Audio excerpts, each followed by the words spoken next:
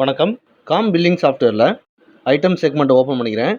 இதில் சுகர் அப்படிங்கிற ப்ராடக்ட்டுக்கு sales rate ரூ. 49, ஹோல்சேல் ரேட் ரூ. 47 அப்படின்னு கொடுத்துருக்கேன். அடுத்ததாக இந்த ஹோல்சேல் குவான்டிட்டி அப்படிங்கிற இடத்துல 5 கிலோன்னு கொடுத்துருக்கேன்.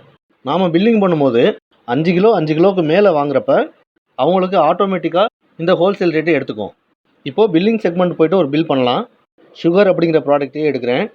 குவான்டிட்டியில் 5 கிலோ கொடுக்குறேன். ரேட்டு பார்த்தீங்கன்னா ரூ. 49 எடுத்துக்குது. இது ஏன் அப்படின்னா இந்த இடத்துல 6ன்னு இருக்குது பாருங்கள்.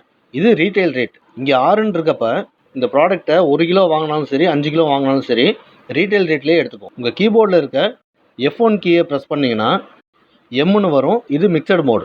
இந்த மிக்சட் மோடில் பில்லிங் பண்ணுறப்போ 5 கிலோவுக்கு கம்மியாக வாங்குறப்ப ரீட்டைல் ரேட்லேயும் 5 கிலோவுக்கு மேலே வாங்குறப்ப ஹோல்சேல் ரேட்லேயும் ஆட்டோமேட்டிக்காக சேஞ்ச் ஆயிரும். இப்போ மறுபடியும் F1 ப்ரெஸ் பண்ணோம் அப்படின்னா Wன்னு வரும். இது ஹோல்சேல் மோட். இந்த ஹோல்சேல் மோடில் 1 கிலோ வாங்கினா கூட ஹோல்சேல் ரேட்லேயே எடுத்துக்கும். இப்போ நம்ம பார்த்த ரீட்டைல், மிக்சட், ஹோல்சேல் இந்த ரேட் மோடில் ரீட்டைலும் ஹோல்சேலும் மட்டும் இருக்கட்டும், மிக்சட் மோட் தேவையில்லை அப்படின்னா admin, company settings, B trade இதில் ஜென்ரல் செட்டிங்கில் இங்கே இருக்கிற எனேபிள் மிக்சட் மோட் இந்த ஆப்ஷனுக்கு நோ கொடுத்துட்டு Ctrl+S கொடுத்து சேவ் பண்ணிடுங்க. இப்போ பில்லிங் பேஜ் போவோம். இப்போ F1 ப்ரெஸ் பண்ணோம் அப்படின்னா ரீட்டைல் மோடும் ஹோல்சேல் மோடும் மட்டும் இருக்கும். நன்றி, வணக்கம்.